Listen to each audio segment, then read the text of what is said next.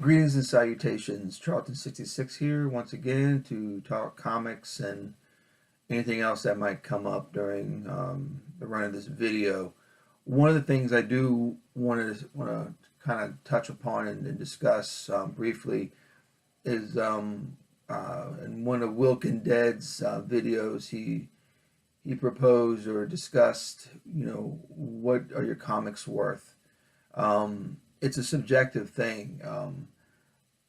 The value, monetarily value versus emotional value.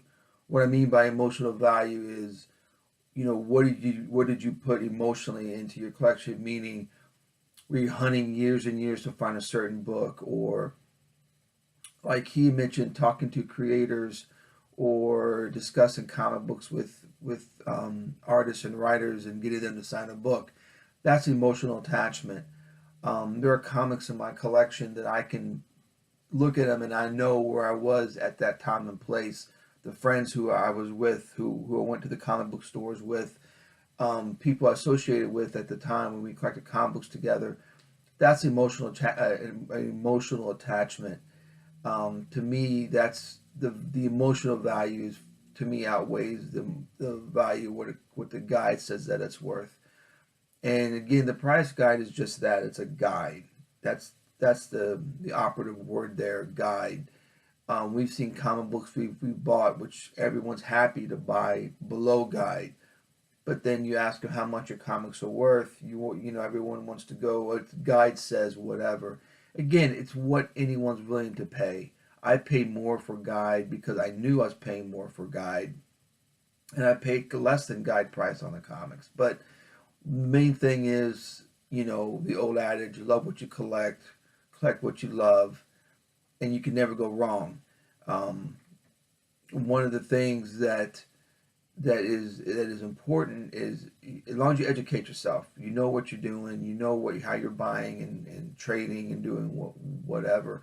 But the emotional attachment, like I said, far outweighs what anything is worth money wise. Example would be back in 1980, 81 time frame. I met Neil Adams at one of our little local shows, and again, I was just a kid, but he talked to us like we were adults. He didn't like get away from me, kid type of thing. He was there talking to us, and one of the things he did, I had him sign, and I still have the issue, Monsters Unleashed #3. It's a magazine. He signed the inside of it, but inside is a reprint of Savage Tales 1 with the first appearance of Man Thing by Gray Morrow.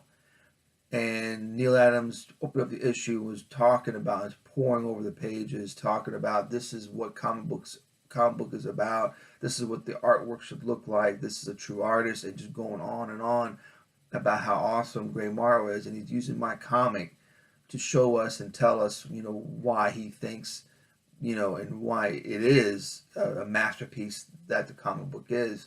But he used my comic, and it's just one of those emotional attachments that I'll never sell it. I'll never trade it, even though it's not worth all that much. But to me, in guide, it's not. But to me, it's worth a lot more than whatever guide will ever say about it. So, again, it's a subjective thing. People do ask, civilians who are not comic book collectors will always ask. It's the proverbial question: what are they worth? What's your most valuable comic? What did you pay? What you paid for? What's the most you ever paid for it? And I try to explain to them it's not about that. It's about the hunt. It's about the enjoyment that you share with your collection with other people. It's about the emotional investment that you put into it. If everything was given to us on a silver platter, we wouldn't want to collect. We wouldn't want to have a collection if everything was just given to us. We had a limited amount of money. Comic books, we can get any comic that we wanted. It would not be fulfilling whatsoever. It would be very unfulfilling to have books that are worth all this money you're paying for, and there's nothing there. There's no hunt. There's no talking to an artist or writer, talking to your friends, being with your friends, trading, discussing comics. there's a much more, the value is, it's much more than just what a guide says. And again, like I said, the operative word is guide. It's a guide to have an idea. The only reason I get the price guide is to have some idea on issue numbers, on information that might be added into the guide. Because Charlton's have a little print run, and it helps me to know what I'm looking for when I'm doing. Not really the price value. Again, it's a subjective thing, but that's how I feel about that. It's a good question. It's something that always comes up with collectors of anything, be it coins, baseball cards, you name it. It's always about value, what your collection is worth, that type of thing. But again, it's a subjective thing. So onward to some comic books. Again, I've always liked, third rate, I shouldn't say third rate characters, characters that are not in the norm, characters from other comic book companies, characters that, are not Spider-Man or the Hulk or Superman, I don't find those as exciting as some of the other second tier characters or characters from other comic book companies. And one of the characters everyone are more familiar with, the Valiant incarnation of Solar, Man of the Atom, but some people don't know, or maybe they do. I'm not saying that they don't know where he came from, but it was Gold Key's first original character was Dr. Solar, Man of the Atom, and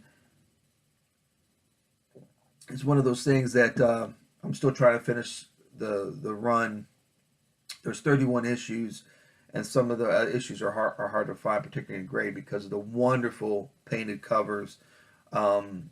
Again, I want to complete it, but I also want to have the covers in the best shape as I can, because the covers are beautiful covers.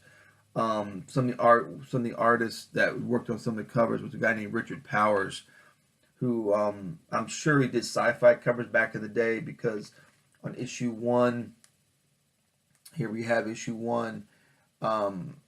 It just looks like an old 60s sci-fi cover. But this is Dr. Solar, Man of the Atom, the first issue. Richard Powers doing the cover, and I believe he did the interiors, if I'm not mistaken. Issue 1. Richard Powers again on the cover. Number 2 of Dr. Solar, Man of the Atom. Again, this is, everyone knows the Valiant character, but this is where he came from, if those of you may not know. Again, it's a Gold Key character. Later on, it went to Whitman, which you'll see in a minute. The last few issues, low print run Whitmans are hard to find. If you see any of the later issues, grab them up. Well, any of the issues of Dr. Solar, because it's such a phenomenal series.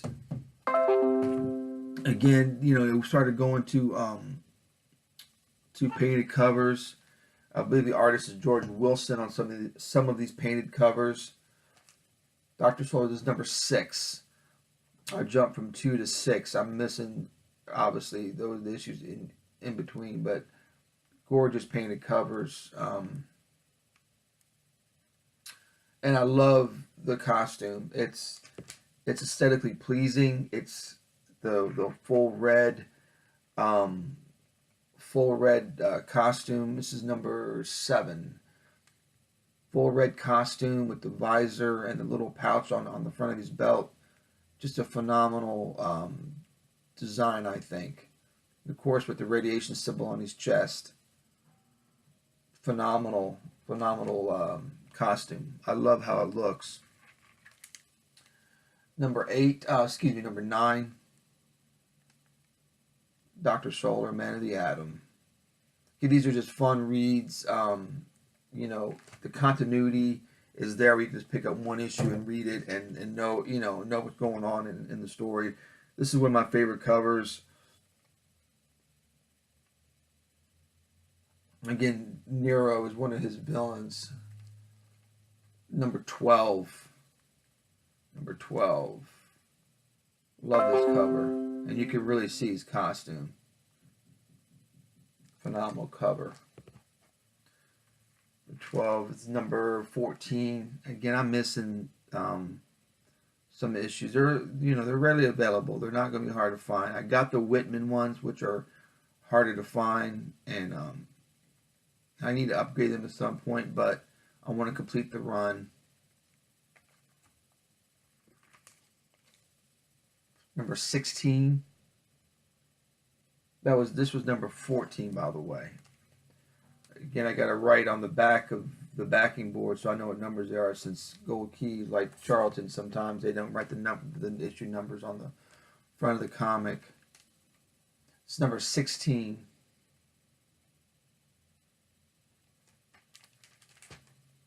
And this is a great, great, great cover. Number 17. Phenomenal painted cover.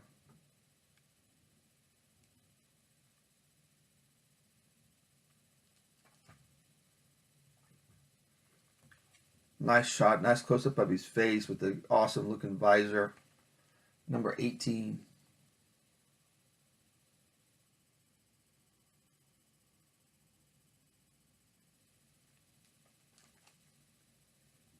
And here's Nero. His villain is on the main focus on this cover. Number 23. Again, he's got a cool looking helmet. Just a great little series. It's, with the wonderful painted covers, cool storylines. Well, for the '60s, and just a cool character visually, and the adventures are top notch. It's a great run to have.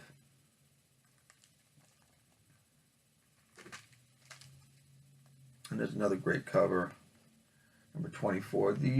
All these covers are really good. They're really hard to beat.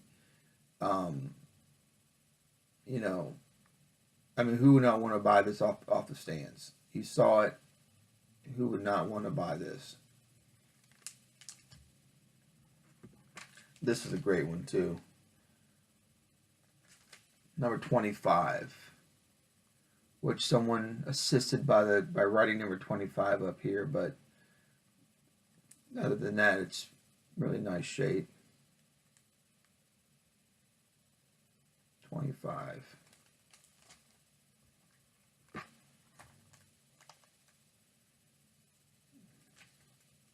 27. 1969.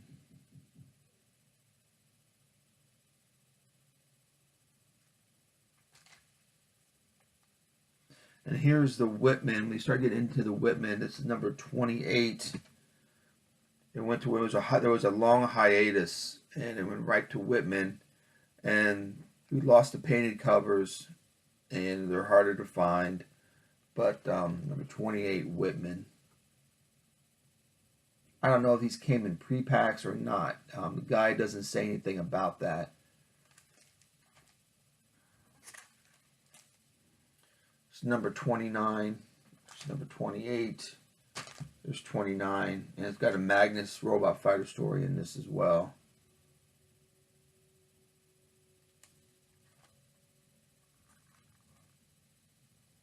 Yeah, the covers have a lot to be desired, but part of the run, and they're still hard to find. So here's number 30.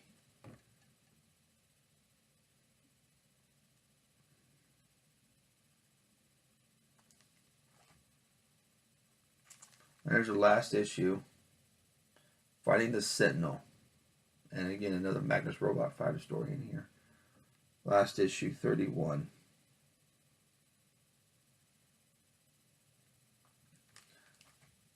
So that's it for the Solar Man of the Atom issues that I have. Almost got a complete run. I'm gearing up for Baltimore this year, so it's next month. So on my want list and wish list is getting the rest of the Dr. Solars. So I'm pretty sure I'll find issues that I'm looking for, because Baltimore is all about the comics. It's a great show.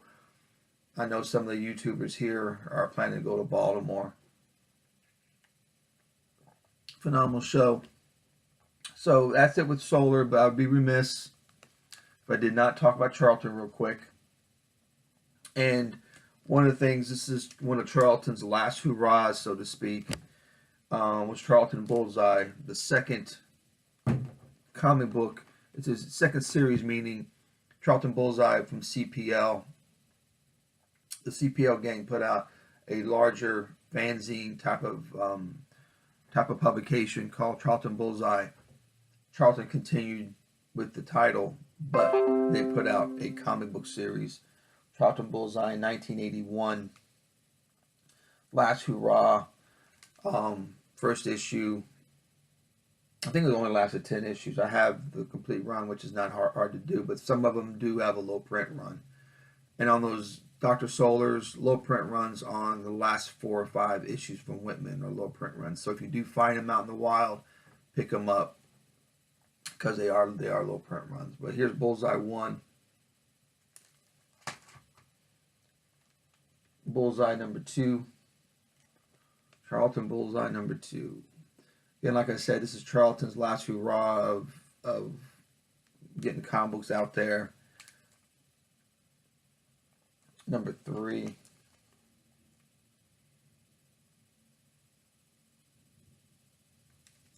for those who are keeping score, this is the first appearance of the Vanguards. Only from Charlton. Bullseye number 4.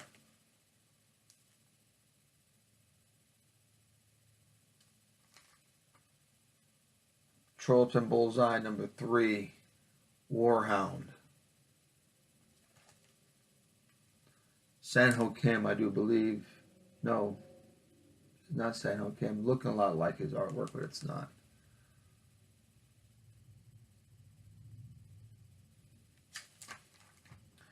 Charlton Bullseye number 6, Thunder Bunny.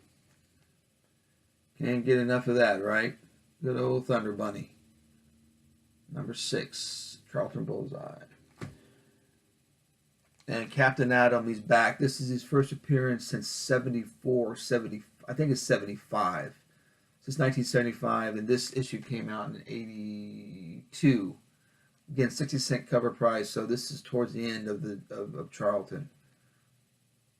But they were still publishing comic books up to the mid-80s, but most of them were reprints, and it was strange, the stuff that they were reprinting. Funny Animal stuff, just oddball stuff like that. Little Genius, things that I have yet to wrap my mind around why they would do that in the market.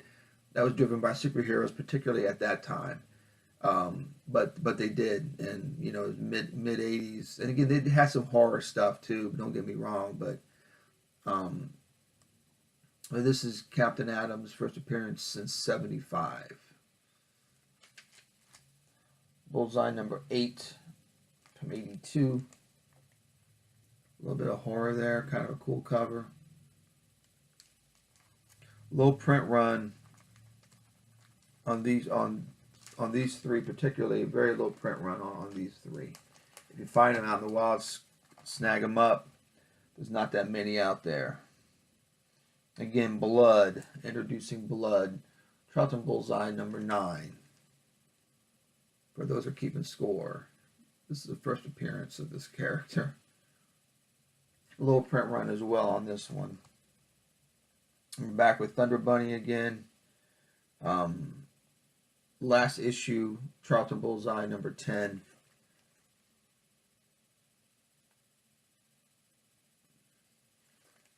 Yep, like I said, one of Charlton's last hurrahs on an ongoing series. They're still publishing stuff, but not like they did earlier in the 70s and obviously the 60s and 50s. So that's it. Thank you for viewing, and again, I want to thank everybody who's viewed and subscribed and commented. I'm humbled by the comments. I've said that before. What everyone said, I appreciate it. I take it to heart. I take nothing for granted here. I do appreciate that someone takes the time to watch the videos and to comment and make suggestions and makes a community what it is. And again, it's part of that emotional investment. You know, it's YouTube and this community has put a different level on how we collect and how we view certain things, what other people talk about and what they present and suggestions that they have. Like I said, my want list has grown tremendously since I've been watching videos and dealing with folks here on YouTube. and it puts things in perspective too on what you have and your collection and what people have to say about it, and and what you view on what other people have and suggestions that they have, because it makes you think, wow, there's more to it than just a certain degree or a certain aspect that you think your collection has. It can it makes it that much, it makes it more richer because you have people talking to you about it, and you can engage folks. So again, thanks again for all the comments and the suggestions and all the subscriptions. I appreciate everything. All right, guys, talk to you later.